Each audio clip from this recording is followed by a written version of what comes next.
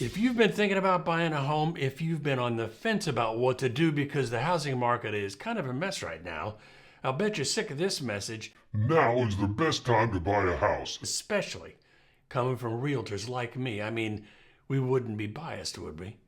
On the other hand, you're going to hear lots of people say, don't buy now, wait for the crash. But here's the uncomfortable truth. Even if you bought right before the last crash, the one back in 2008, and yes, you watched your home value collapse, if you held on, you likely came out ahead, way ahead.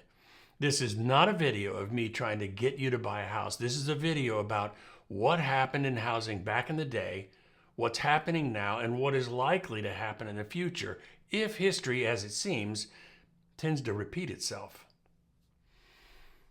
Back in 2006, housing prices hit an all-time high. Then they tumbled from 2007 to around 2012. Values, they fell hard, 25%, 30%, even 40% in some markets. For many families, it was devastating. If you bought at the very top, it felt like the financial free fall, and if you had to sell during that time, you did lose.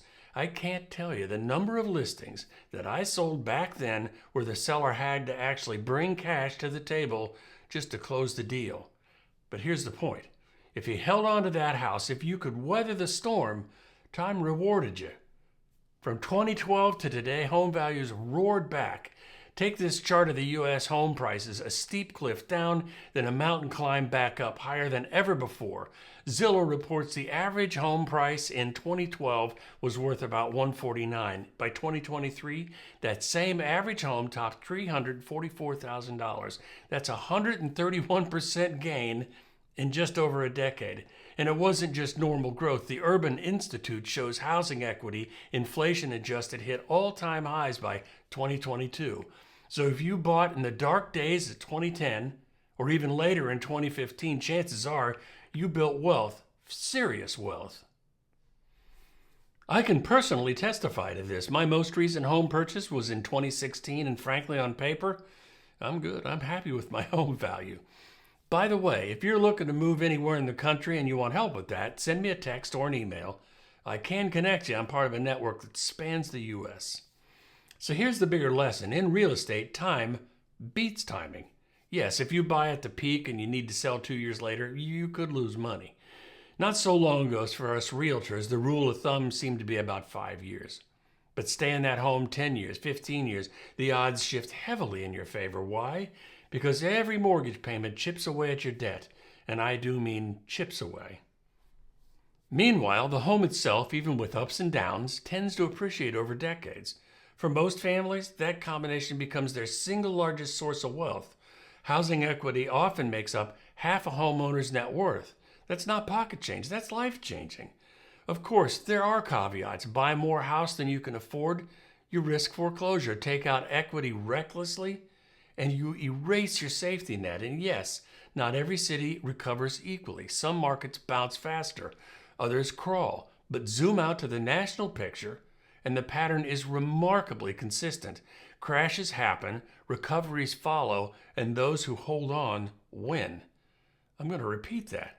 Crashes happen, recoveries follow, and those who hold on win.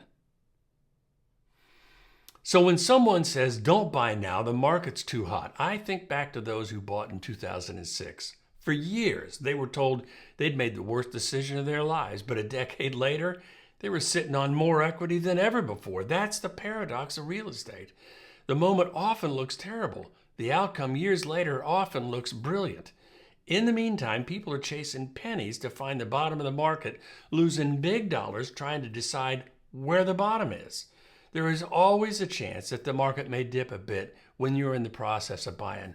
Remember the big picture. So maybe the better question isn't, when should I buy? It's, how long am I willing to stay? Because in the end, the act of owning, not the perfect timing, is what builds wealth. I cannot stress this enough. If, as a buyer, you're financially prepared and the time is right for you and yours, don't let opinions and headlines get in the way. Buy your house, plant your flag, and build your wealth. If you're getting value from my videos and you want to be the first to learn about the changing real estate market, hit subscribe, tap that bell.